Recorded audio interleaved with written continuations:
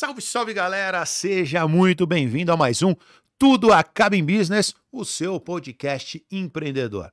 Pessoal, hoje eu vou trazer como entrevistado um velho amigo de vocês, um velho conhecido. Aliás, não velho por idade, mas alguém que já esteve aqui uma vez. E vou te falar, esse cara, ele gravou há 6 meses o podcast mais assistido desse canal.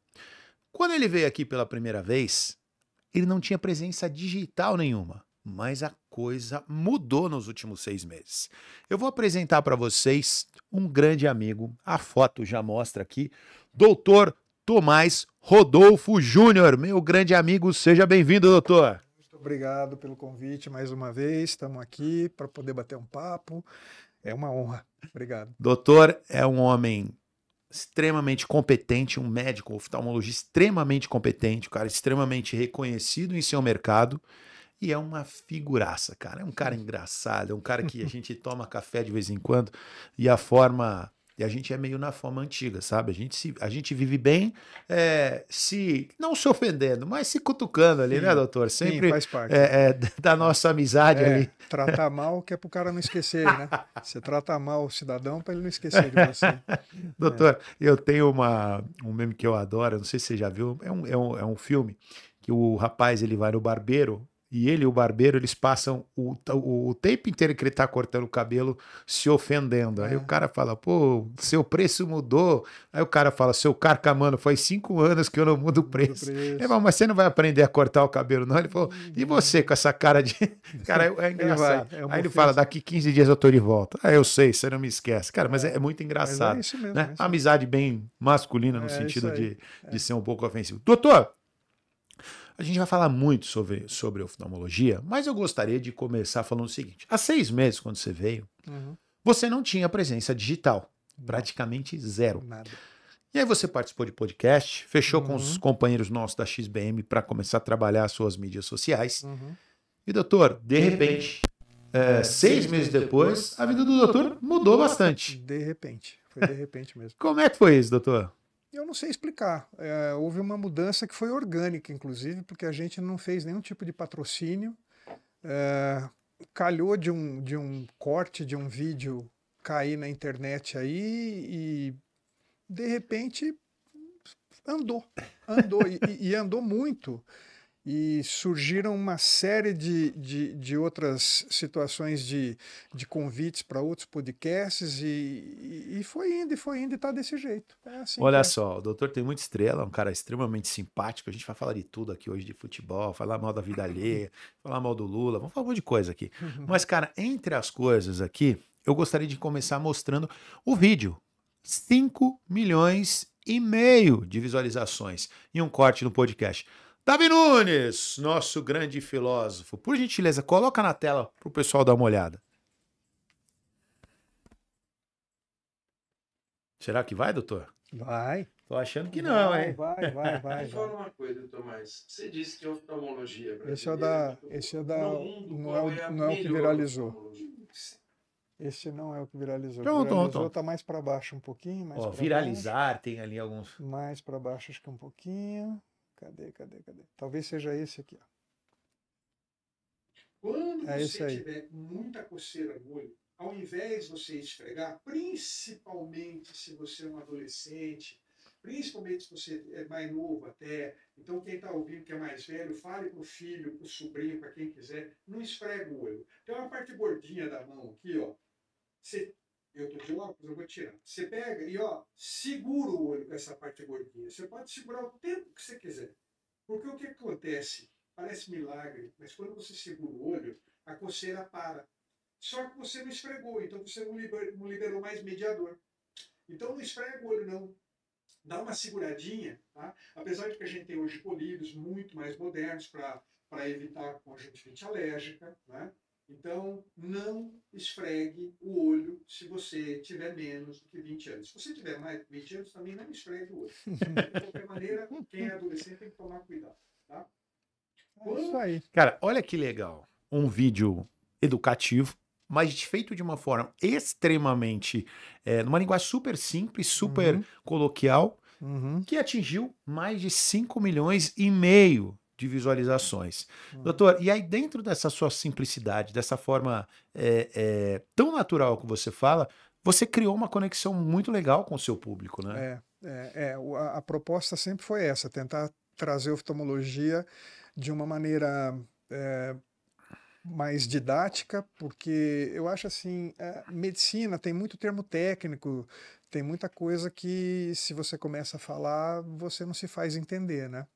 Eu observava colegas que são cheios de méritos, gente muito boa, que quando vai falar de alguma coisa em podcast, em vídeo, coisa e tal, a pessoa tem uma postura um pouco mais complicada. E aí surge. Você Afasta, vê, né? nesse vídeo, por exemplo, tem uma coisa que eu falo ali da liberação de mediadores, que quando você não esfrega tal, eu tive um monte de gente me perguntando, mas escuta, o que é que são mediadores, né? E depois eu fiz um outro vídeo para explicar. Os mediadores são substâncias que estão dentro de umas células de defesa, que se você esfrega o olho, essas células liberam mais dessas substâncias que elas provocam a irritação e a coceira. Nossa, e aí cara, surgiu um monte de dúvida do que era um mediador. E eu, por exemplo, não me atentei na hora do vídeo, que eu estava falando alguma coisa que não era... Porque a gente está tão habitual para as habituado... pessoas. Exatamente, a gente está tão habituado em falar em termo técnico, Claro. né? A despeito de eu ter falado de uma maneira simples, né? Mas é isso, então a gente depois explicou o que era mediador, porque senão ficava uma coisa meio vaga aí. E é isso, mas tá aí, ó, estourou 5 milhões e meio, sem nada de patrocínio. Realmente, você me perguntou nos bastidores ali, mas como que eu não sei como é que isso acontece, né? Vocês é que tem que me explicar como é que isso acontece. Isso é muito interessante, doutor, é muito bacana, eu fico muito feliz disso ter acontecido, porque assim, cara, você é muito merecedor. Cara, desde a primeira vez que a gente sentou para conversar, que a gente se encontrou no prédio, aliás, o doutor, a gente se encontra muito, porque aqui o Otimis Studios, onde a gente grava o podcast, o doutor tem o consultório odontológico, oftalmológico dele. Estou acostumado a falar de odontologia. Que é o dentista. Me desculpa. E assim, então a gente se encontra bastante e num desses bate-papos começou a criar relação de ele vir conhecer aqui. Hoje eu sou cliente, aliás, temos consulta marcada, eu e minha esposa na próxima terça-feira. Terça-feira eu me vingo. Né, Davi? Aliás, doutor, eu tenho algumas perguntas pessoais também. Doutor, por exemplo, doutor, eu tenho uma extrema...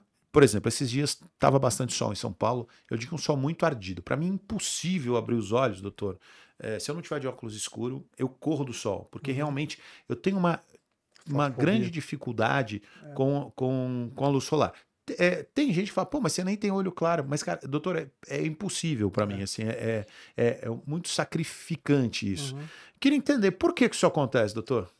A fotofobia, que é o nome disso aí que você está falando, essa sensibilidade à luz, ela pode ser genética, pode ser geneticamente determinado, tem gente que tem de fato mais sensibilidade, mas a gente tem muitos fatores, principalmente aqui em São Paulo, para piorar isso. Quer dizer, você tem o fator sono.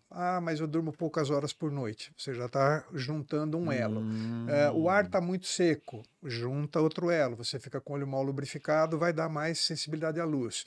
A poluição piorou, vai juntando coisas. Tem uma série de coisas que fazem com que... E aqui muita iluminação. Por exemplo, tem hoje de manhã um solzão bonito aqui em São Paulo e a luz propriamente dita já causa isso.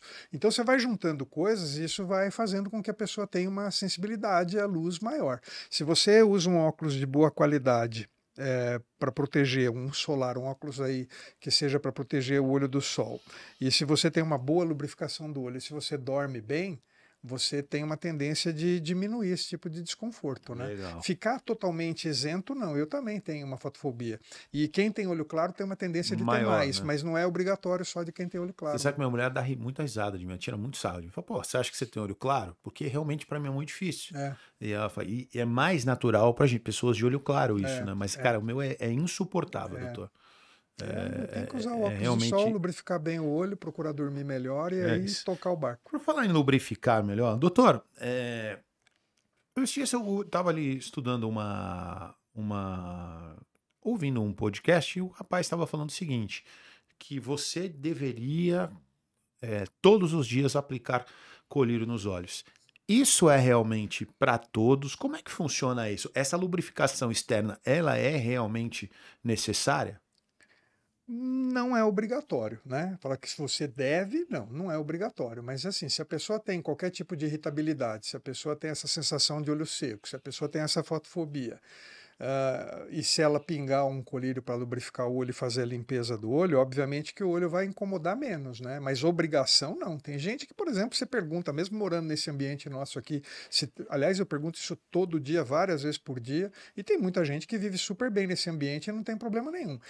É verdade que depois de uma certa fase da vida, principalmente depois dos 40 anos, a gente começa a ter uma sensibilidade maior a esse ambiente ruim que a gente vive aqui. A Claro. lubrificação do olho tem uma tendência de piorar depois dos 40 anos, principalmente nas mulheres, por causa de alterações hormonais pré-menopausa, que já começa, até nisso os hormônios femininos influenciam Sim. na qualidade da lágrima. Mas, em geral, você não tem obrigação. Obrigação não tem nenhuma de pingar nada, a não ser que você tenha sintoma. Tá, então não é assim, então Mas não é assim, bem assim. mas eu gosto sempre de falar o seguinte: você vai chegar na farmácia, vai ter uma gôndola lá cheia de colírios lubrificantes. Às vezes você vai perguntar para o farmacêutico qual colírio que é legal, às vezes você vai pelo preço. Toma cuidado, tem medicamentos que são indicados pelo farmacêutico que não vão fazer bem para o seu olho. Tem medicamentos que estão na gôndola, mas que não são adequados para o tipo de problema que você tem. Então, antes de sair pingando qualquer coisa no olho, procure um oftalmologista. Isso eu bato nessa tecla, tá? Não custa nada se orientar. E mesmo que custe, você vai ter um benefício a longo prazo se você usar a medicação correta. Sem Se você dúvida. usar a medicação errada, além de não resolver o problema, você pode causar danos sérios para o seu olho. Isso é muito importante. Doutor, até voltando no papo que a gente terça-feira vai ter nossa consulta, Uhum. eu queria te fazer a seguinte pergunta. Doutor, o que que é Ele não uma... vai querer ir na O consulta que que é na uma... terça-feira. Não vou pagar não, tá Não. louco? O que que é uma consulta preventiva, doutor? E por que fazer, né?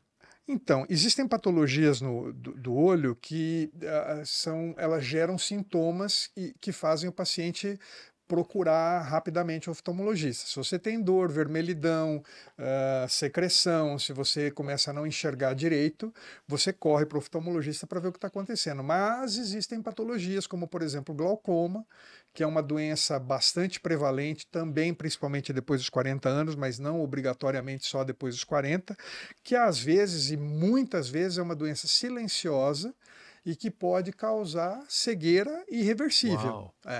E não é uma coisa muito rara de ocorrer no nosso meio.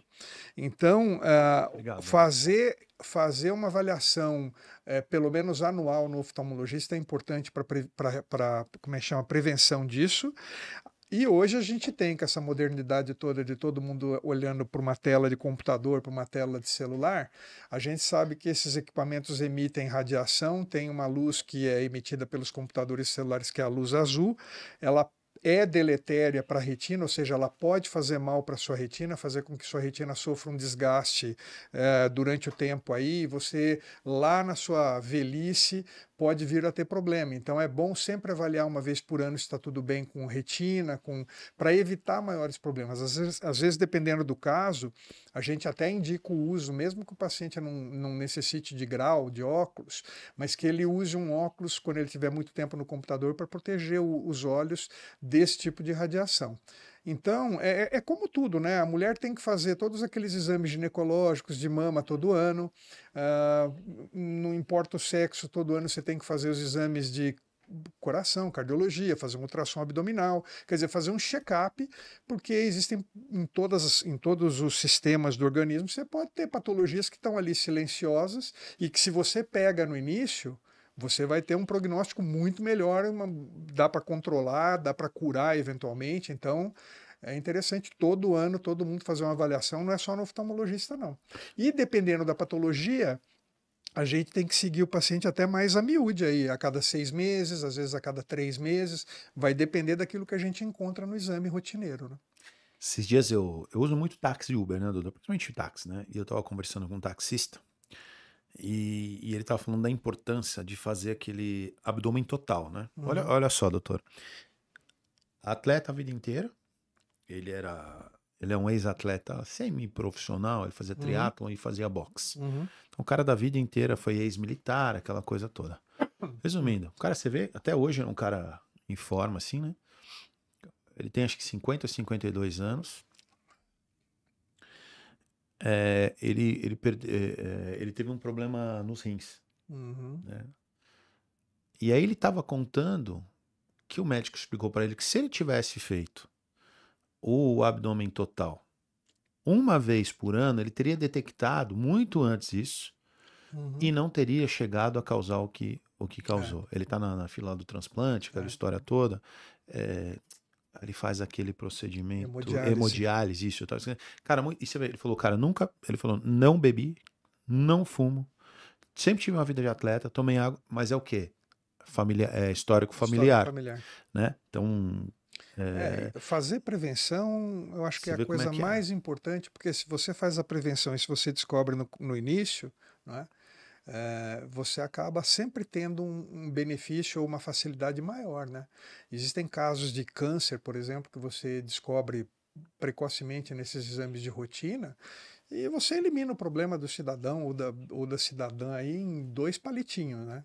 Às vezes você pega um negócio que está um pouco mais avançado quando começa a dar sintomas e coisa e tal, e aí você não vai conseguir ter o mesmo controle e às vezes as coisas se complicam, né? É uma frase, eu não lembro de quem é. Os olhos são a janela da alma. Exatamente. Aí eu te pergunto uma coisa, doutora. Eu já vi também alguns profissionais dizendo que pelo estado dos olhos você consegue identificar também algumas doenças. Tem várias patologias que ou a gente controla pelo fundo de olho, por exemplo, pressão alta, diabetes, colesterol, a gente consegue ver nos vasos sanguíneos no fundo do olho, você consegue ver se esses vasos estão apresentando alguma alteração por causa dessas patologias, e se existe alguma alteração ali no fundo do olho, é porque todo o organismo está passando por aquele mesmo processo. Então, através do olho, você vê isso. Tem diagnósticos que a gente faz através do fundo do olho. Tem uma coisa que eu já comentei em outro podcast, que é assim, a gente na década de 80, aquela história da AIDS, que foi uma coisa muito complicada, porque diagnóstico de AIDS era assinado atestado de morte. Era um atestado de óbito, né? Era um atestado de óbito porque você não tinha como controlar. Hoje ninguém mais morre de AIDS porque existe uma série de medicações aí. Raríssimas vezes, acho, bom, olha, faz anos que eu não vejo ninguém falar para mim, olha, fulano morreu de AIDS, né? Porque tem o controle. Só se não se cuida de verdade, né, doutor? Não, mas hoje em dia o pessoal, quando descobre, se cuida e pronto. E você tem tratamento é gratuito, o governo federal banca isso daí. Então, mas a gente fez muito. Eu, por exemplo, já aqui em São Paulo, eu sou formado em Ribeirão Preto, mas já aqui em São Paulo, várias vezes, não foi uma nem duas, eu fiz diagnóstico no consultório de AIDS pelo fundo de olho. Nossa, e você, porque tem uma patologia que ela acontece em quem está imunodeprimido, que é o citomegalovírus, é uma virose, que ela é oportunista. Quando a resistência está baixa, esse bichinho pode atacar o fundo do olho, a retina. E ele dá uma lesão bem que a gente chama de patognomônica, é bem típica. E você bate o fundo de olho lá e fala, putz, agora como é que eu vou falar para esse cidadão? Pelo amor de Deus. Então a gente teve alguns problemas. Então você consegue fazer diagnósticos de patologias sistêmicas pelo fundo do olho. Então o olho, ele não é só a janela da alma, não, ele é a janela do organismo também, porque a gente, muitas coisas a gente controla por aí. Não, muito bom. Bom, e para falar em muito bom, Davi, vamos falar uma coisa. Eu vou trazer à tona o nosso grande Davi Nunes. O homem não é fraco, não. Papai do ano, o pai da Dara, marido da Dani, que tá na hora e que ganha um salário alto, doutor. Então, um homem tem um salário grande. Vamos exigir. Então precisamos faturar, doutor. Exatamente. Precisamos faturar. Vai firme. Bota quem paga nosso salário aí, Davi. Por gentileza, meu amigo Davi. Vamos começar falando de Sorriquer Saúde Sem Culpa para quem se preocupa. Você que é da região de Osasco, gente, ali no bairro do Rochidale, tem uma clínica extremamente estruturada, tradicional, mais de 17 anos, com a mesma equipe trabalhando ali, não tem estagiário, galera, ali é profissional realmente já bastante tempo formado, bastante capacitado para fazer todo o tratamento de saúde bucal. E agora, a doutora Fabi Matos incluiu também para dar aquela mudada no ambiente, harmonização facial, quer ficar mais bonito, quer ficar mais elegante, tá precisando dar uma recalchutada, né, senhor Davi? Quer mudar alguma coisinha ali no rosto, ficar mais jovem, então procura a Sorriquer Odonto e sempre no Tudo Acaba em Business, que leva vantagem é você, 10% de desconto em qualquer procedimento. Doutor, Saúde bucal também é um assunto importante, né? Importantíssimo, tá louco. Aliás, doutor, tem várias doenças relativas à saúde bucal que geram depois problemas muito maiores que levam até ao óbito, né? Tem. Você pode, um dentinho aí pode levar você até uma cardiopatia, uma endocardite. Se você não trata bem dos dentes, você pode ter um monte de coisa. Não é minha praia, não. Isso tem que chamar a doutora Mas eu Fabi, tive um né? amigo, doutor, que Mas passou por isso. é grave. Às vezes você tem problemas seríssimos. Doutor, ele hein? ficou altamente debilitado e assim, a família dele já achou que ele assim, Já ia. e aí ele teve Meu assim, Deus. graças a Deus, teve uma recuperação, mas É o que demorou eu falei, muito. é como saúde geral. Todo ano fazer uma Mas- revisão, pelo menos uma vez por ano. O dentista normalmente pede a cada 6 meses, mas pelo menos uma vez por ano. Você vê como é que é. Tem mais alguém pra gente falar aí? Davi tá aqui pagando também nosso salário. Evoque Academia, pagando o salário alto do Davi. Evoque Academia. Aliás, por falar em Academia Evoque, eu lembro de Mauá, cidade do nosso Davi Nunes. Evoque, são 32 unidades. Aliás, 34 já, tô me atualizando. 34 unidades. Pessoal, olha só, começou na cidade de Mauá há 5 anos, pessoal. E já são 34 unidades do sonho do Rodrigo Razzi, que é um profissional de saúde, um preparador físico que se transformou ali num personal trainer, depois comprou uma academia, estruturou uma academia e hoje tem um negócio gigante espalhado por todo o Brasil. Minas Gerais, você tem São Paulo, você tem, vamos lá, vamos pegar o ABC, Mauá, Diadema, São Caetano, São Bernardo, Ribeirão Pires, você tem São Paulo, você tem Guarulhos, você tem ali Parque do Carmo, é difícil lembrar que é muita coisa, então você tem Goiânia, Mato Grosso do Sul, então pessoal, tá procurando uma academia low cost, custo baixo e uma estrutura de primeiro mundo, vai na Evoque Academia. E aqui, se você falar que viu aqui no Tudo Acaba em Business, tem sempre aquele preço especial. Primeiro mês, pacote de 1 ano. Primeiro mês, R$ 1,99, se você falar que viu no Tudo Acaba em Business. Então, fecha lá um aninho, low cost, equipamento de ponta com um atendimento humanizado. É outro diferencial do Evoque. Evoque saiu daquela história de... A maioria das grandes hoje, você vai lá, você tem um atendimento sistematizado, robotizado. A Academia Evoque ainda busca ser um pouco mais humanizada, busca ali como diferencial estratégico ter um atendimento um pouco diferenciado. Você gosta de treinar, doutor? Se eu gosto de treinar, pô, ó, Gostar não é pergunta, né? Você treina, né? Levanta o copo, levanta o garfo, eu tenho preparo para essas coisas. Avisão, temos mais alguém? Vamos falar da nossa casa, o Otimize Studios, né, pessoal? Aliás, pessoal, eu não vou falar do Otimize Studios, quem vai falar é o doutor. O doutor tá aqui sempre em casa. Então, quem vai falar do Otimize hoje é o doutor. Eu já tive em alguns podcasts aí, a estrutura aqui é campeã. Né? Quer dizer, você vê que o ambiente é bom, climatizado, equipamentos de performance muito boa aí, até a gente ficar bem, né? Né? E atendimento, o pessoal é super gente boa. Preço, é uma briga danada, eu vejo o pessoal brigando aqui. Pode vir brigar aqui, que aqui dá negócio. É isso aí, doutor. E você que tá querendo montar o seu podcast, cara, quer dar uma revolucionada no seu negócio? Traz à tona, gera conteúdo. Vem no podcast. Num podcast que você vai gravar, você vai gerar 5, 6, 7, 8, 10 cortes para você nutrir suas mídias sociais, falando do seu negócio, criando autoridade para você e para o seu business. E aqui, se você vier no Tudo Acaba em Business, falar que viu, você tem no primeiro mês, olha, no primeiro mês, 20% de desconto da visão. Vamos colocar isso. Tudo Acaba em Business. Se colocar ali o hashtag Tudo Acaba em Business, tem 20% de desconto no primeiro mês de locação aqui no Otimize Studios. Estamos na Avenida Angélica, bem no coração de São Paulo, 5 minutos do metrô Consolação, ao lado da Avenida Paulista. Tá, Visão, temos mais alguém? E agora vamos terminar falando do meu grande amigo Thiago Volpe, do Espaço Volpe, médico especialista em alta performance, emagrecimento e também longevidade. Um dos brasileiros mais disciplinados, mais capacitados hoje para falar de longevidade. Roda o VT aí da Clínica Volpe, do Espaço Volpe, por favor.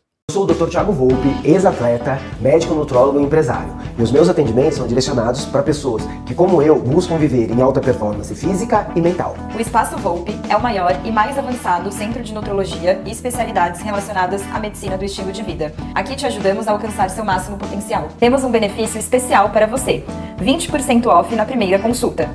Aponte seu celular para o QR Code e aproveite esse benefício. É isso aí, você viu, conheceu toda a estrutura do Espaço Volpi e se você vai ver o QR Code ali, clicou, 20% de desconto, é isso, Davizão? 20% de desconto na primeira consulta com o Dr. Thiago Volpi ou com qualquer outro médico especialista da clínica. Olha lá, você viu a estrutura, número de multissetorial, né? Tem de várias especialidades ali. Então, com certeza, o Espaço Volpi eu aprovo.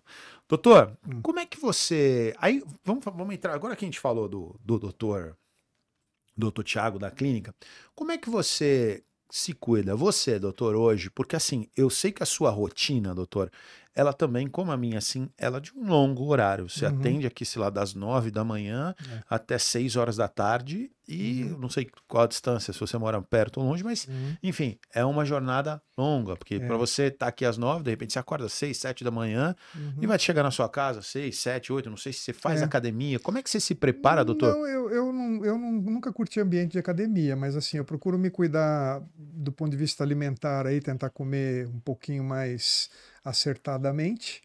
Eu gosto de caminhar, então vira e mexe eu estou na rua andando aí, tento fazer tudo que é possível a pé, o máximo possível. Aqui em São Paulo eu moro perto daqui, então eu procuro não andar de carro. Quando dá para não andar de carro, aliás, andar de carro em São Paulo, né, terrível. Então, mas academia é uma coisa que nunca me encantou, não.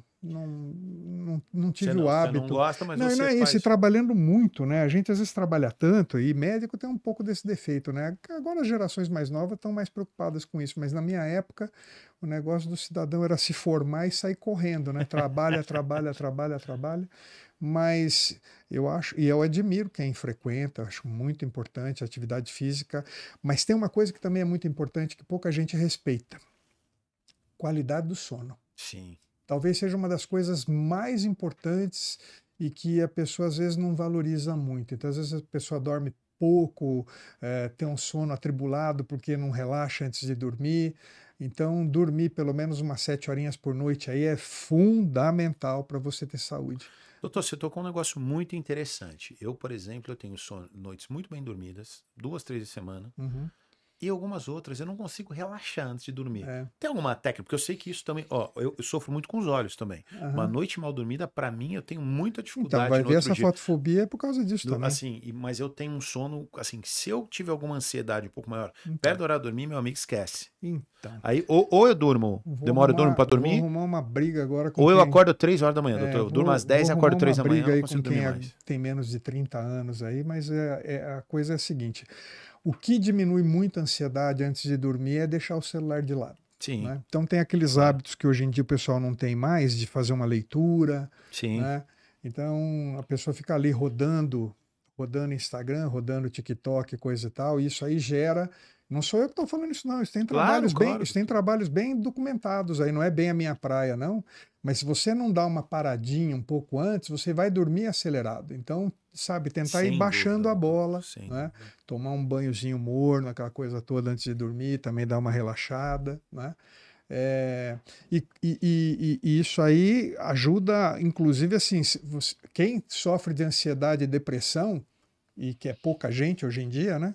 Que não sofre disso, todo mundo sofre de ansiedade e depressão, a primeira coisa que o psiquiatra tenta fazer é com que essa pessoa durma melhor.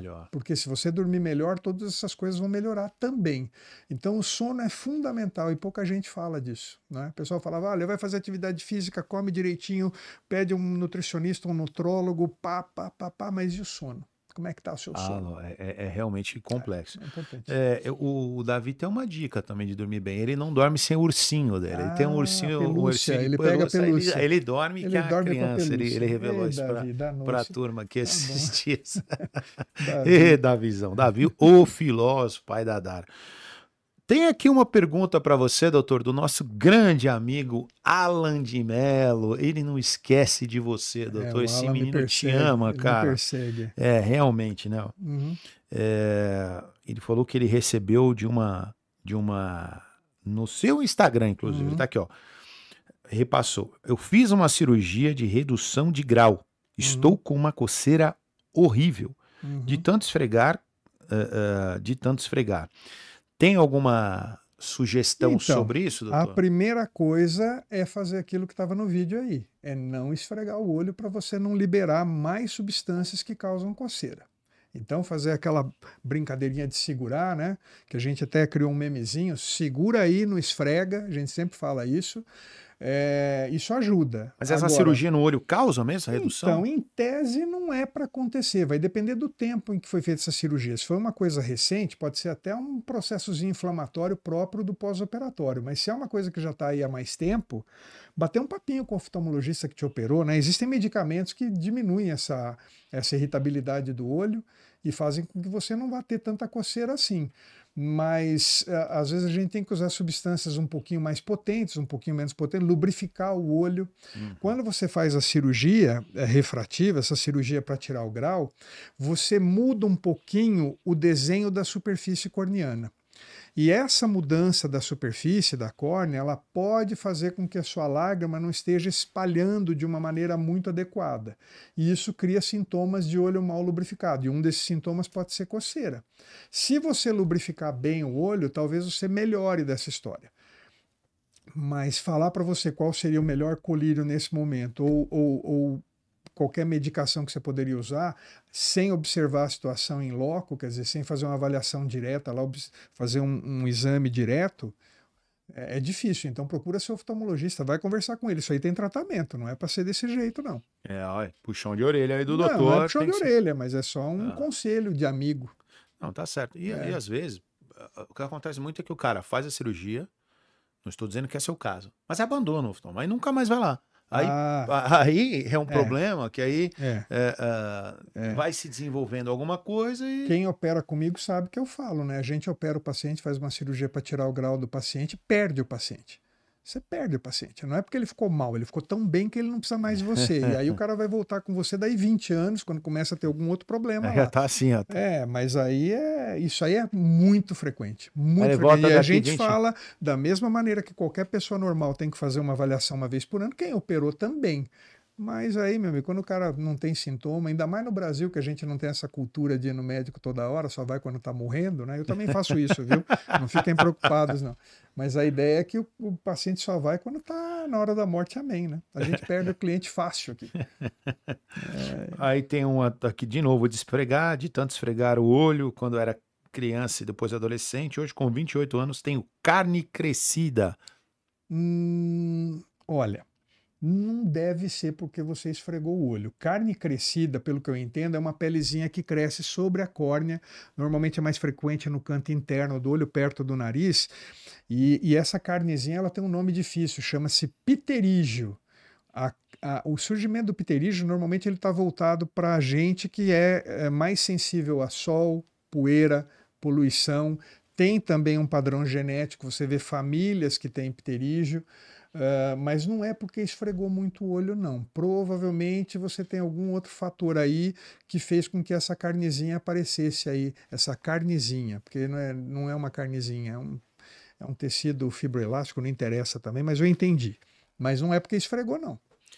Então, tem que cuidar. Procure seu oftalmologista aí para se orientar. Tá provando que as pessoas têm que ir mais ao oftalmologista, né? É uma recorrência. Pessoal, mais uma aqui, doutor. Vamos lá. Tenho um problema sério e recorrente com terçol. O terçol, que é aquela bolinha que se forma na pálpebra, que às vezes incha, fica vermelho e dolorido, eu costumo, para o paciente entender, eu costumo dizer que aquilo ali é uma espinhazinha que nasceu no lugar errado. Em vez de nascer na pele, foi nascer na borda da pálpebra. Tem gente que tem realmente os terçóis de repetição, um atrás do outro, quer dizer, a pessoa tem um, depois tem o tal. Isso pode estar associado a uma série de situações. Uma das mais frequentes é o seguinte, a gente sabe que quem tem grau baixo, qualquer graduação no olho que seja de baixo grau, essa pessoa ela tem uma tendência, durante o esforço visual, leitura, computador, celular, ela tem uma tendência de fazer um esforço maior, o olho acaba incomodando e às vezes a pessoa até de maneira imperceptível, ela não percebe, ela acaba esfregando mais frequentemente o olho do que uma pessoa que está com uma visão corrigida ou que tem uma visão boa. E aí você, quando leva a mão para os olhos, a mão nem sempre está tão limpa e você acaba trazendo para o olho algumas bactérias, alguns agentes aí que podem inflamar glândulas que ficam na borda da pálpebra. Os cílios, eles são lubrificados por um óleozinho que é produzido numa glândulazinha que fica na base do cílio. Todo cílio tem uma glândulazinha na base. O tersol nada mais é do que uma dessas glândulas que entupiu. Alguma coisa entrou ali na boca da glândula, fez uma rolha, a glândula é boba, ela não sabe que está entupida, ela continua produzindo sua secreção normal e aquilo ali cresce. Quando cresce, acaba tendo vermelhidão, edema, fica dolorido, isso aí é o que a gente chama de ordéulo e popularmente é o tal do tersol. Outra coisa que pode causar o tersol é uma inflamação da borda da pálpebra que pode estar também ligada a estresse, que se chama blefarite. A pálpebra está sempre vermelhinha, você olha para o paciente, ele tem uma borda palpebral vermelha, nos cílios formam lá umas caspinhas, e essas caspinhas, às vezes, elas caem para dentro da glândula, formam essa rolha e também cria o tersol. Nossa. Aí o tratamento adequado também vai depender do que é do que está causando isso. Às vezes um óculosinho com grau baixo na hora do esforço resolve o problema, o cara para de ter tersol de repetição. Às vezes precisa de tratamento medicamentoso, não é? Em geral, uma coisa que ajuda muito é manter os olhos bem limpos, higienizados, quer dizer, lavar a região dos olhos com o olho fechado na hora do banho, porque às vezes a gente lava a testa, o nariz, a bochecha, mas às vezes a gente tem medo de lavar a região dos olhos, porque se cai sabão no olho vai arder, então a pessoa evita. Então uma boa higiene dessa região ajuda muito. Dependendo do caso, a gente até recomenda fazer uma boa higiene com shampoo neutro, do tipo aquele shampoozinho Johnson's. Existem medicamentos específicos no mercado, mas o shampoo Johnson's é uma coisa que ajuda muito. Lavar a região dos olhos com shampoo, porque ele tira excesso de oleosidade, melhora o surgimento, diminui o surgimento dessas caspinhas. E compressas quentes. Compressas quentes também ajudam o tersol a ir embora, porque ele dilata a boca da glândula, aquela rolha sai, a secreção vai embora e o processo se encerra. Né? Que legal, cara. Mas, de toda forma, procure o oftalmologista, porque quando começa a haver repetição disso daí, alguma coisa com a tua pálpebra aí não está muito boa ou sua visão não está muito legal. Doutor, para encerrar aqui, temos mais uma pergunta aqui. Deixa eu encontrar aqui. Fui diagnosticada com ceratocone. Devo me preocupar? Qual a causa? Então, ceratocone é uma patologia de córnea. A córnea é um vidro de relógio que você tem na frente do olho. Essa lente, ela tem que ser normalmente esférica, para que se entenda. Ela não é nunca muito, mas ela é quase esférica, e quando você tem algum fator genético, ou se você é um esfregador crônico de olho, principalmente antes dos 20 anos de idade, você corre o risco de fazer com que essa córnea sofra uma deformação. Ela perde esse formato esférico e ela começa a fazer um bico. Esse bico é o que a gente chama de ceratocone, que é uma córnea em forma de cone. E o que acontece com o ceratocone? Ele cria um problema chamado astigmatismo. A imagem, a luz que entra para o teu olho, em vez dela entrar de maneira certinha, linear, ela sofre uma dispersão, ela sofre uma alteração de caminhos, e isso cria uma imagem borrada que vai lá para o seu olho e você acaba não enxergando bem. Aquela brincadeira toda do vídeo viralizado lá, a gente antes disso tinha me perguntado a mesma coisa. Então, assim, não esfregar o olho em momento nenhum na vida é importante, porque você pode ter descolamentos de retina quando você é mais velho e tal, que é raro, graças a Deus, mas pode acontecer. Agora, antes dos 20 anos de idade, esfregar o olho, aí você realmente está correndo um grande risco. Como a qualidade do ar, inclusive, veio piorando nos últimos anos, hoje a gente tem mais casos de ceratocone diagnosticados do que a gente tinha antigamente, porque hoje as pessoas têm uma tendência de esfregar mais. E a ideia é que o ceratocone ele pode fazer com que você sofra uma perda visual tal que você não consiga corrigir a visão, nem com óculos, nem com lente de contato, tá aí o desenho na tela, e você acabe precisando de um procedimento cirúrgico, que é ou colocar um anel na córnea para tornar essa curvatura mais esférica como lá, ou você tem que partir às vezes até para transplante de córnea. E transplante de córnea pode, hoje em dia, graças a Deus, muito mais chance de sucesso do que antigamente, mas é uma cirurgia que vai necessitar de muito mais cuidado. Então, assim, evitar esfregar o olho, principalmente quem tem menos de 20 anos de idade. E por que quem tem menos de 20 anos de idade tem mais risco? Porque a córnea, ela é mais maleável, ela é mais molinha antes dos 20 anos. Então você tem mais chance de desarranjar as fibras da córnea e fazer com que ela desenvolva o cone se você esfrega muito o olho antes dos 20 anos. Depois dos 20 anos a córnea vai ficando mais endurecida, é mais raro acontecer. Então você que é chorão e fica aqui, é bom você tomar cuidado. Não esfrega não, segura o olho aí. O Valdívia vai ter esse problema, hein, doutor? Você lembra que ele fazia o gol e ficava... mas ainda bem que ele esfregava a bochecha, não o olho, né? Putz, você foi Aliás, longe por agora. falar em Valdívia, você é palmeirense, né, doutor? Olha a minha cara de alegria. Tu gosta mesmo de futebol, doutor? Oxi. Então precisa ter o olho bom para enxergar o jogo, né, doutor? Cadeira no Allianz Parque e tudo. É mesmo, doutor? Opa. Você vai com frequência, doutor? Opa! Até porque aqui a gente tá perto, cara. Muito legal. Agora nós estamos tendo um problema lá, porque estão tentando desviar um monte de jogos para Barueri e coisa e tal, né? Isso é muito ruim. Mas quando tem oportunidade, estamos lá. Tá feliz com o Palmeiras, não? E o Abel é bom, doutor? Quase nada. Tá aprendendo ainda, é um menino. Acho que se ele ficar no Palmeiras mais uns 10 ou 15 anos, aí ele vai ficar bom. Por enquanto, nós estamos achando que ele tá mais ou menos. Vamos dar um pulinho no rival ali, doutor. O que você achou desse argentino Zubeldia, que veio pro São Paulo? Tem muita gente falando da a energia dele é um pouco similar com a do Abel. O que você acha? Você já viu algum jogo de São Paulo? Como diria, no conosco. Né? Não sei. Não tá Eu sei que quanto menos esses times aí ficarem na crista da onda, pra gente melhor. Agora estão brigando com o Tite, né? Porque o Tite, o Flamengo também não tá indo bem. São os times que a gente gosta de ver sofrer. Corinthians, a gente gosta de ver. Brincadeira, gente. Tá tudo bem. Não... Doutor é pessoa não grata. Não, brincadeirinha. No brincadeira. Flamengo, Retiro tudo isso. Retiro tudo isso aí que eu falei. O Tite tem a empatite, né? Empatite. Doutor, vou voltar um pouquinho do tema comunicação. Né? Uhum. Independentemente de você, até então, até quando você veio aqui há 6 meses, né? Você ter pouca participação digital, né? Ou quase nenhuma, como você mesmo falou, parece que você desenvolveu, claro, mas você já tinha um certo dom, porque você fala de um ambiente que você domina muito. E a tua linguagem simples, que você sempre atendeu o seu público, te ajudou nessa transição. Tem médico que vamos colocar especialista, que você tem até vergonha de falar com ele, porque ele fala uma linguagem tão técnica que parece que ele fala para você não entender. E quando você vem ao ambiente digital, você rapidamente ganhou a simpatia das pessoas, porque você consegue transitar entre ser um profissional muito competente na sua área, mas que não tenha, eu vou colocar a vaidade ou o egoísmo, tá? De complicar, de dificultar. Na verdade, eu te admiro que você é um facilitador, né? Eu acho assim, quanto mais simples você falar, não adianta ficar aqui falando em termos técnicos, porque ninguém vai entender porcaria nenhuma, né?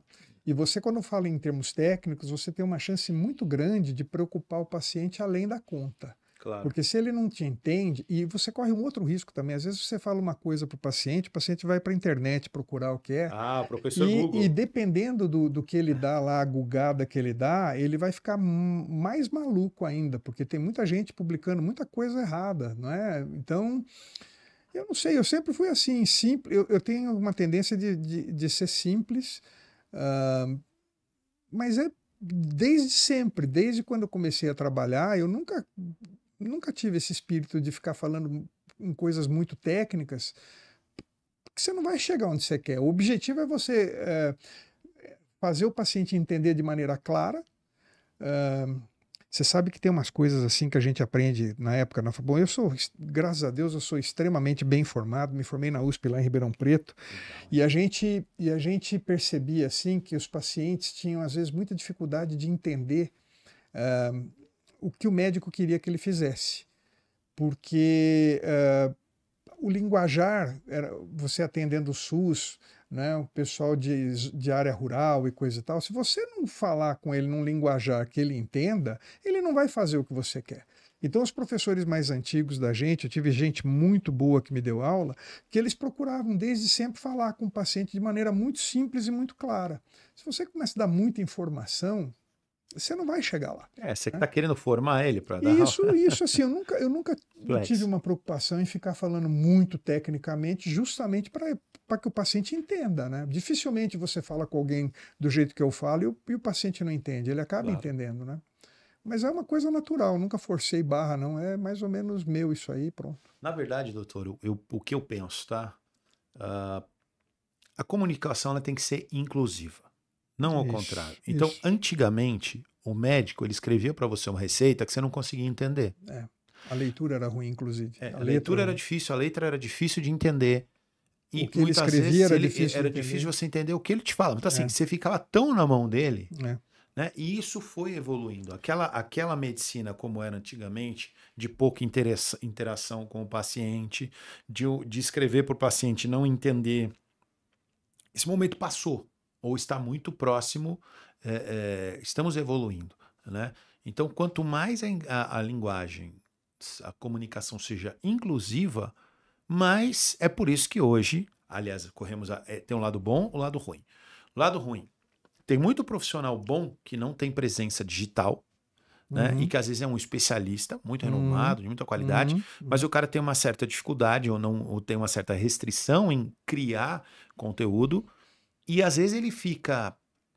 ele tem um certo ostracismo das ideias dele, do como ele trabalha, e você tem um cara despreparado, mas que ele começa ao contrário. Ele começa primeiro se destacando no digital e depois ele vai ganhando relevância no mercado dele, né? Então, como é que você enxerga esse movimento, doutor? Eu acho que esse movimento é natural, obrigatório. Eu acho que é obrigatório. Principalmente porque tem acontecido também uma situação bem interessante de anos para cá. Os pacientes, mesmo os mais simples, eles têm tido mais liberdade de perguntar. Sim. Então, quando ele não se vê satisfeito com a explicação, ele te questiona. Não é? Claro. Isso provavelmente por ajuda de melhoria educacional, isso porque o paciente hoje ele tem muito mais informação na internet do que ele tinha antes. Então, esse movimento de você ter que ser mais claro e mais assertivo, ele é quase que obrigatório. Se você não consegue fazer isso, você começa a perder terreno, né? E eu acho que é bacana, porque quem te procura está com um problema e tem todo o direito de saber exatamente o que ele tem e o que ele deve fazer para contornar esse problema, né? Então, eu acho que é necessário e acho que isso aí é um processo que cada vez mais... Tem paciente que chega para mim no consultório, ele já me dá o diagnóstico que ele tem. Fala assim, olha, eu tenho isso... Às vezes o paciente erra, mas tem gente que acerta já. O cara já de olhar no Google lá, ele já fala, puxa, eu estou indo mais ou menos por aqui, entendeu? E eu não acho isso ruim. Eu acho que isso até desafia a gente a se manter cada vez mais antenado nisso. Atualizado também. Atualizado. Né? E acho bacana. Eu não tenho nada contra. Doutor, o mundo mudou muito nesse aspecto. Um grande levantamento que você fez. Porque, assim, eu percebo que hoje, por exemplo... O cara era um engenheiro há 30 anos, ele sei lá, 40 anos, cara, ele se formava e ia trabalhar em engenharia em um determinado momento, a vida toda, num campo ali meio que nichado. Hoje, o cara precisa de muito mais informação e se ele não se manter atualizado, o mercado naturalmente expele, né? Eu queria que vocês falassem a respeito disso dentro do ambiente médico. Olha... Se você quer atrair o cliente, ele deve saber mais ou menos como você trabalha, ele deve saber mais ou menos quais recursos você tem para ajudá-lo, e ele tem que saber se ele vai ser atendido por uma pessoa que está minimamente preparada. Né? Nesse aspecto, eu acho que rede social e esse tipo de situação aqui, podcasts e coisa e tal, levam informação para o paciente.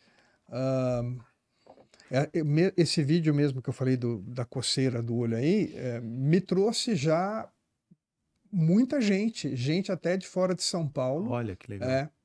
Tem gente fora de São Paulo vindo me ver Legal. para tentar resolver ou para tentar decidir qual o melhor caminho. A pessoa já, por exemplo, Muito já tem legal. o tal do ceratocone.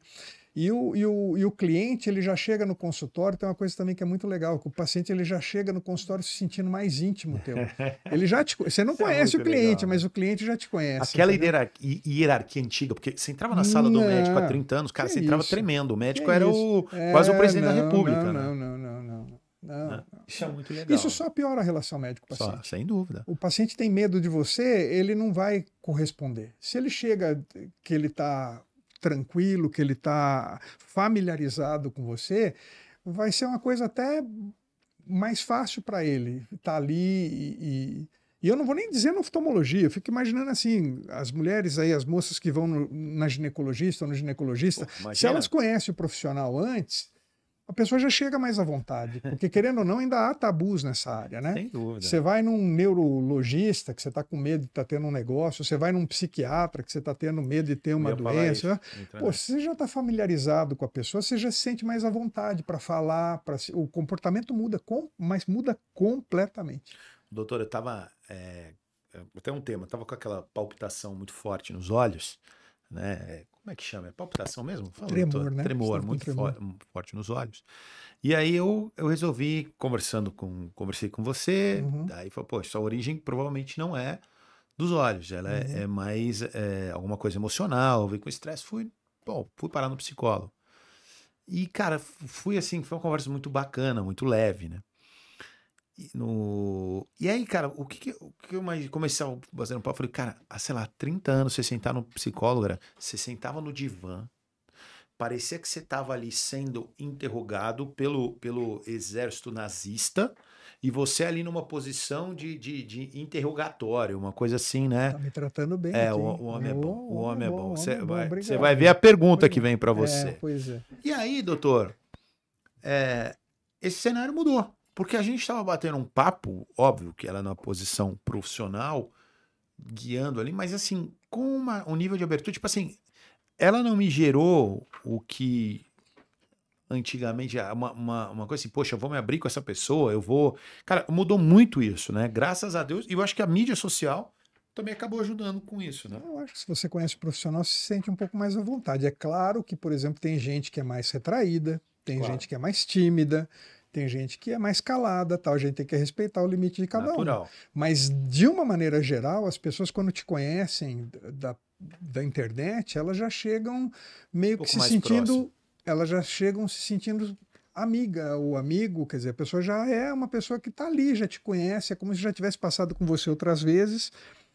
E facilita muito a relação, né? Eu acho que isso facilita muito a relação. Esses dias o Davi Nunes foi na feira e ganhou um pastel. O cara falou, você é o Davi Nunes, o filósofo. Ah, E ele olha ganhou aí, um pastel ó, na feira e olha um aí. caldo de cana. Pô, me leva da próxima vez. Eu nunca ganhei pastel na feira. Por falar em Davi Nunes, o filósofo, chegou o momento mais esperado. A melhor pergunta deste Olha podcast aí, hein? sempre vem do nosso filósofo Davi Nunes. Davi, o microfone é seu. Aperta o homem, Davi. Vamos lá, Davi. Tá, Capricha. eu acho que tá saindo áudio, eu espero que esteja. O que acontece? Né? Você tem muita experiência, da forma que você fala, você demonstra ter muita experiência. E principalmente nessa foto que você tem, você mostra que você tá com um aparelho muito tecnológico. É. E a minha pergunta é justamente essa, né? Basicamente, todo mundo entende que pessoas mais antigas têm um problema com tecnologia. Uhum. Como foi, e como é, e como está sendo... Mas tudo bem. E como está sendo para o senhor adaptar a tecnologia que o senhor tem hoje Uhum. no seu dia a dia? E se isso é um problema, ou se o senhor dos sente... motivos por eu ter feito oftalmologia é justamente o fato de que a gente sempre teve que usar tecnologia, né? Então, trabalhar com microscópios, trabalhar com equipamentos que são eletrônicos e coisas e tal. E assim, esse aparelho é um oftalmoscópio indireto. Para você ter uma ideia, essa tecnologia existe desde a década de talvez de 30, de 40, para fazer o exame de fundo de olho. E então eu trabalho com tecnologia agora. Claro, tecnologia digital. Entrar no meio, fazer toda essa coisa de publicar, de gravar vídeos educativos e etc e tal, é uma coisa que você vai aprendendo todo dia. Eu não tenho tido muita dificuldade. Às vezes eu tenho mais dificuldade em repostar alguma coisa que foi postada. Aí é aquela coisa de saber manusear cada um dos aplicativos da vida aí, mas de trabalhar com isso aqui, bater papo e coisa e tal, e ver muito equipamento, como vocês têm aqui, já falei que o ambiente aqui o ambiente aqui é top. Mas a ideia é que isso aí nunca me atrapalhou, não. Eu tenho um pouco de dificuldade, confesso, de às vezes mexer um pouquinho ali no Instagram para melhorar alguma coisa que a gente está postando. Mas fora isso, eu não tive. Talvez profissionais de outras especialidades, né, possam até ter mais medo do que eu, mas eu levo isso aí de boa.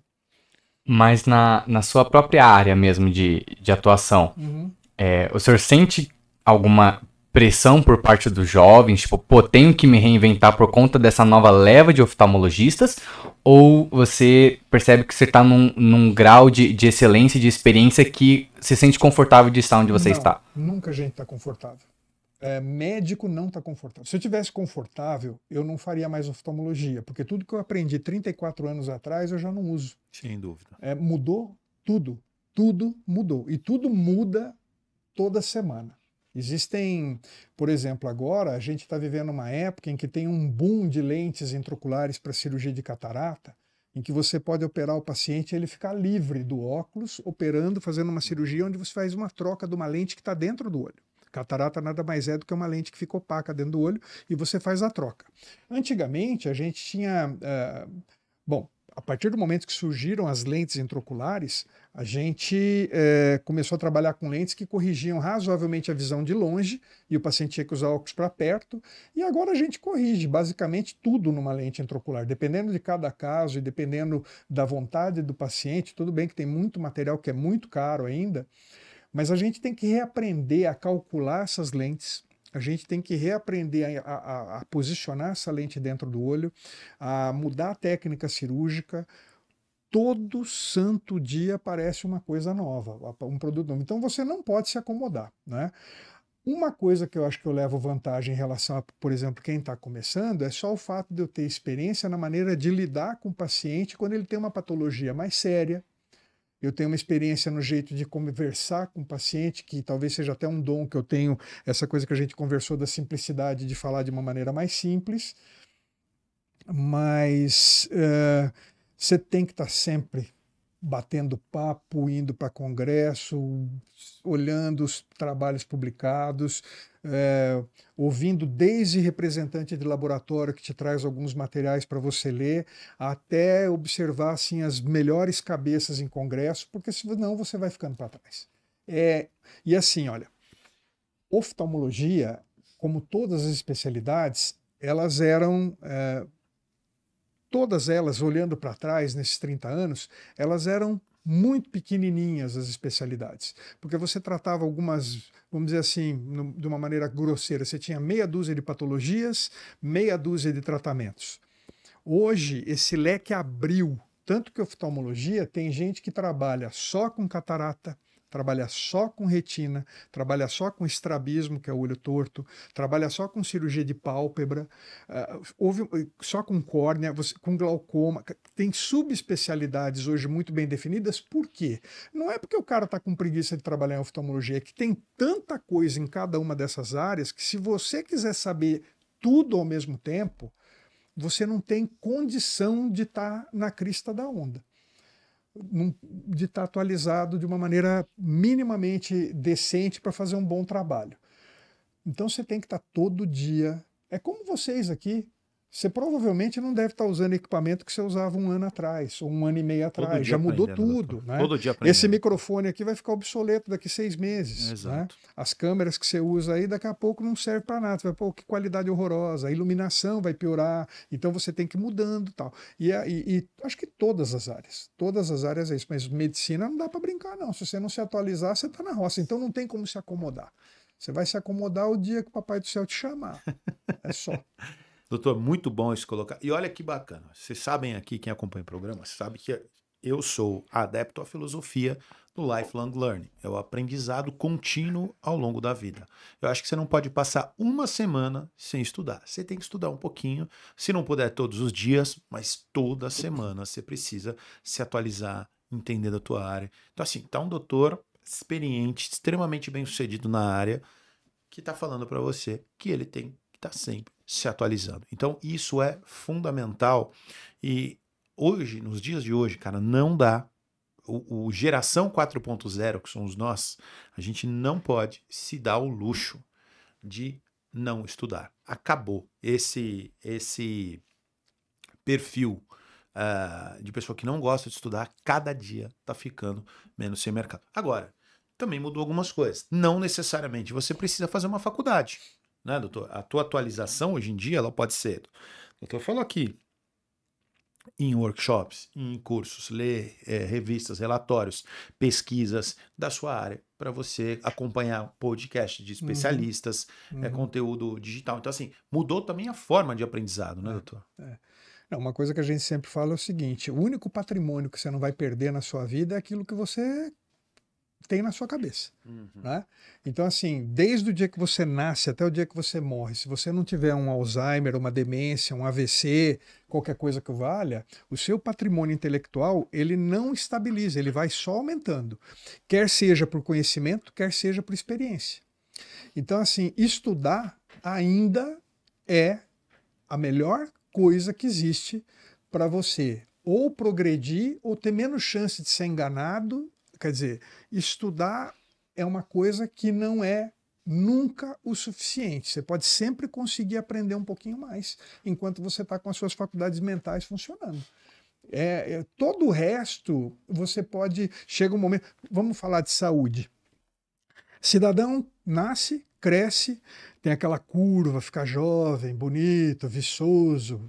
casa dos 20 anos ali, tá no ápice, fisicamente falando, eu não sei dizer, mas alguma coisa em torno aí dos 25 anos, você está no seu ápice físico, e depois o seu físico começa a cair devagarinho, né? A gente já passou por isso, né, Antônio? Pois então, e aí o que acontece é que o intelectual não. O intelectual, se você tem um cara de 7 anos, se você tem um cara de 15, se você tem um cara de 30, de 40, de 60, de 70, com a cabeça boa, 80... O cara tem experiência, tem conhecimento, e isso aí não para, né? Isso eu acho que é muito legal. Com certeza. Por isso, eu sou um socrático, doutor, né? Só sei que nada sei. Estou sempre disposto a aprender e coisas quando você novas. pensa que você sabe tudo, você quebra a sua cara. Exato. A história, eu gosto muito de filosofia, né? Quando você vê a história de Sócrates, ele buscando as pessoas mais sábias, porque ele não estava... Mas muitas pessoas caíram na arrogância, né? Do saber que já sabe tudo. Conhecimento e humildade. Você tem que trabalhar humildade o seu intelectual conhecimento, aí, né, doutor? você tem que trabalhar seu conhecimento e trabalhar a sua humildade. Saber também falar, que é muito importante em qualquer área, saber falar, isso aqui eu não sei. Claro. Né?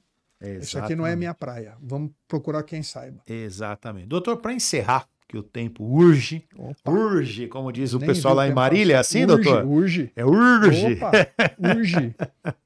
Aliás, Marília tem rivalidade com alguma cidade dali, doutor? Tem, Marília e Bauru. Marília e Bauru tem umas rixinhas lá, de molecada e tal. A gente que veio ali da região... Pelo menos na minha época tinha, agora eu não sei. A gente que veio ali da região do ABC, cara, eu estudei, trabalhei muito ali em São Caetano, né? Depois trabalhei em Santo André, cara, tinha uma rivalidade. No ABC tem ali uma certa rivalidade. Então...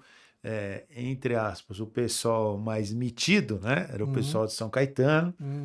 E aí você tinha contra Santo André, Mauá, dependendo. Quando era no futebol, era São Caetano e Santo André. Que, assim, guardadas as medidas proporções, eram Ponte e Guarani, né? Sempre tinha confusão ali, em geral. E tem essas rivalidades que são naturais ali na cidade, principalmente essas cidades que assim, são menores dentro de uma... mais próximas, de uma... metrópole como é a cidade de São Paulo, né, cara? Cara, sensacional. Doutor, para encerrar, quais são, na sua visão, vamos olhar para frente, quais são os tratamentos que hoje são mais efetivos, que há alguns anos gerava-se muita preocupação, perder uma visão, ou diminuir, ou, poxa, eu não me sinto bem usando óculos, eu quero tirar meu óculos. Quais são hoje os principais, sei lá, cita um ou dois aí, tecnologias que hoje são muito mais eficientes e fáceis, porque antigamente uma cirurgia no olho, Imagino eu, há 20 anos é uma coisa, 30 anos é uma coisa. Hoje deve ser muito mais simples, né? Esquece, oftalmologia de 30 anos atrás, de hoje não tem mais nada. É o que eu falei aqui, não tem mais nada que você use. Nem material cirúrgico, nem equipamento, nem nada, né? Então, eu costumo dizer que alguma coisa do exame que você faz de óculos, a refração, que é para saber qual o grau, alguma coisa você ainda utiliza daquilo que você aprendeu 30 anos atrás. Mas o resto... Bom, a grande evolução que a gente teve nos anos 2000 para cá foi da cirurgia refrativa. A gente antigamente tratava grau, tirar o óculos, a gente operava com bisturi de diamante e hoje a gente faz com laser. Os lasers cada vez mais precisos. Essa tecnologia mudou toda a história da cirurgia refrativa para tirar óculos. Esse é um dos pontos. E a segunda coisa que mudou muito é essa coisa dos implantes de lente intraocular, porque os materiais, as lentes, a qualidade visual final do paciente com lentes mais modernas também mudou da água para o vinho, da água para o vinho. Então são duas coisas assim que eu vejo que tanto a cirurgia para ficar livre das miopias, astigmatismo, hipermetropia, quanto a cirurgia de catarata, isso aí mas mudou demais e facilitou demais e agregou muito recurso para o olho do paciente ficar com uma qualidade de visão muito melhor. E o risco é muito menor, doutor? Fazer uma cirurgia hoje é segura? O risco hoje é muito menor porque a gente tem normogramas para a cirurgia refrativa, dessa que é para tirar o óculos, a gente tem normogramas muito mais precisos, a gente tem técnicas cirúrgicas muito mais elaboradas. E o risco realmente, o tempo de cirurgia diminuiu muito. Para você ter uma ideia, antigamente a gente para operar uma catarata, a gente levava às vezes 45 minutos para operar uma catarata. Hoje a gente opera uma catarata em 7 minutos. Tá de brincadeira. Quer dizer, você parece... mas 45 minutos é pouco. Tá bom. Mas vê a diferença, né? Pouco porque não é no teu olho, reduziu, né, cara? Que eu vou te falar, você reduz o tempo aí para 7 minutos, o paciente até nem acredita às vezes que você terminou. Ele fala, não, mas como assim? Acabei de deitar aqui, não é? E o laser também, antigamente a gente começou a operar com laser, o laser levava para corrigir um certo grau aí, levava, por exemplo, 1 minuto para corrigir, que já era uma coisa rápida. Mas hoje a gente opera o mesmo grau em 8, 10 segundos. Nossa Senhora! E quem está lá embaixo do microscópio com o olho aberto, 1 minuto é 1 ano. Você tá doido. E se você fica lá só 8 segundos, quer dizer, a qualidade, porque você fica 1 minuto ali praticamente tenso, sem respirar, desesperado. 8 segundos, a hora que você fala assim, acabou. Porque olho, tchau. Cara, pra mim é a parte mais sensível, cara. É muito complexo. Tem muita gente que fica tem dificuldade aflito. De aplicar colírio, doutor. Tem muita gente que fica muito aflito. A gente, obviamente, que eu sempre costumo entrar no centro cirúrgico falando um monte de bobagem, que é para tirar o foco do paciente, claro. Né? E a gente tem uma equipe muito legal, o anestesista também, outra pessoa que não serve para nada, que é um cara muito bacana, boa praça toda a vida. Então a gente vai brincando e conversando. O doutor já chega contando bobagem, falando do Mundial do Palmeiras. Mas quando o paciente vê, já foi. Quando o paciente vê, já foi. Eu costumo brincar, por exemplo, quando eu faço cirurgia refrativa, antes de entrar no centro cirúrgico, e as meninas vão preparar o paciente, pingar colírio e tal, eu já pergunto, para que time que você torce? E aí o paciente, quando fala que não é o Palmeiras, eu falo assim, então pega a madeirinha lá, que vai ser só a madeirinha, ele vai morder a madeirinha, nós vamos operar ele sem anestesia, né? Então, semana passada eu operei um cara muito inteligente, eu cheguei para ele e perguntei, falei, para que paciente, para que time que você torce? Ele falou para mim, para o seu. Nem sabia que time era o meu, eu falei, olha, esse cara é mais inteligente. É o Gustavo, ele sabe que eu estou falando dele aí. Bichão deu uma resposta que foi, certeira. Cara. Pessoal, eu só posso agradecer muito você, doutor. Eu que agradeço. Assim, quero 2 coisas. Uma mensagem final. Para quem é da área médica, da medicina, diversa, que não investiu ainda, que não se desafiou a estar nas mídias sociais, a compartilhar um conteúdo de qualidade e também que depois você deixa aí suas mídias sociais para quem quiser te seguir, doutor. Olha, eu não sei se trabalhar com mídia social vai mudar a sua vida, em qualquer área que seja ela. Mas que é uma ferramenta que tem tudo para te ajudar, eu tenho quase absoluta certeza que sim.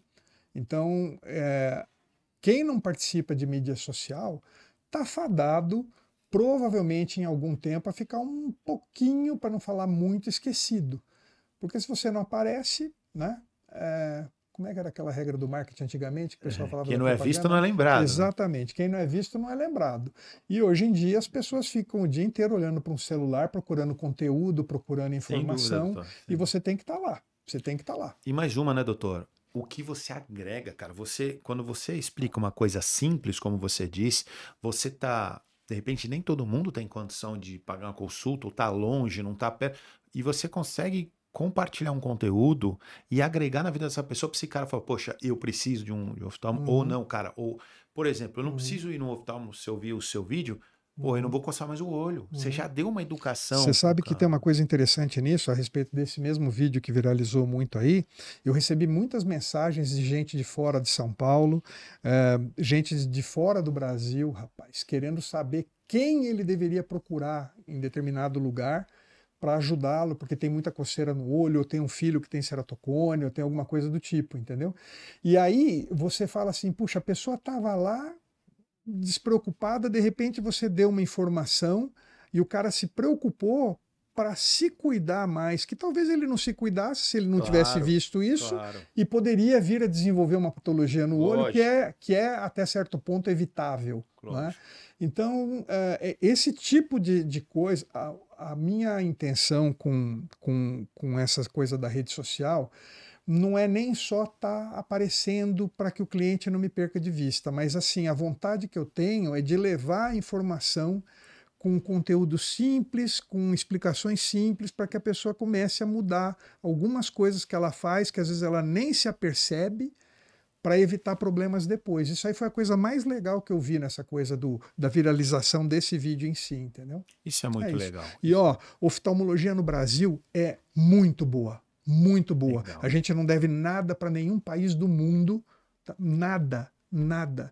Então, assim, tem oftalmologistas bons na esquina da tua casa, mesmo que você esteja em algum lugar mais remoto. Obviamente que existem exceções, existem, mas toda capital brasileira tem gente boa, todas as cidades que são maiores aí de 100 mil habitantes tem gente boa trabalhando, às vezes gente que tem tecnologia tão boa para tratar o paciente quanto gente que está aqui na Avenida Paulista, entendeu?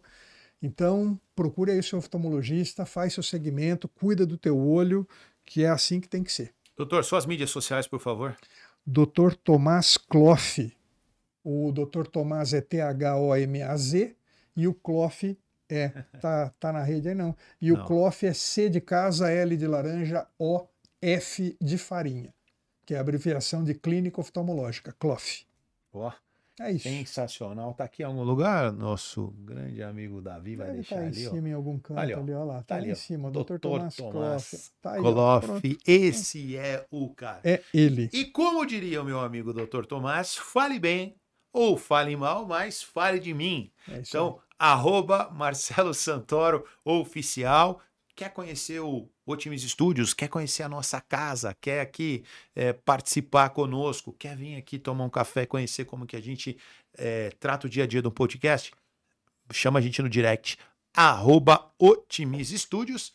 E para você que quer mais informações, quer conhecer um pouco mais do ambiente, também tem o Tudo Acaba em Business, que é o seu podcast. Cara, a gente tem muitos cortes, muita coisa bacana lá que a gente posta para você ganhar sempre em conhecimento, alto desempenho, a parte física, a parte cognitiva. A gente fala de empresa, nós somos os grandes incentivadores do empreendedorismo no Brasil. E aí você fala, pô, mas empreendedorismo, você traz médico, você traz advogado? É claro, já viu um empreendedor doente trabalhar bem? Não tem como, tem que estar saudável. Já viu uma empresa que não precisa, por exemplo, de um advogado para estruturar os seus negócios, seus contratos? Então, aqui a gente fala do ambiente empreendedor como um todo. Pessoal, muito obrigado pela sua atenção, pelo seu carinho. Te aguardo na próxima semana, que tem muito mais conteúdo. Um grande abraço. Fui. Valeu, Doc! Muito obrigado. Boa noite para todo mundo, boa tarde ou bom dia, onde você estiver.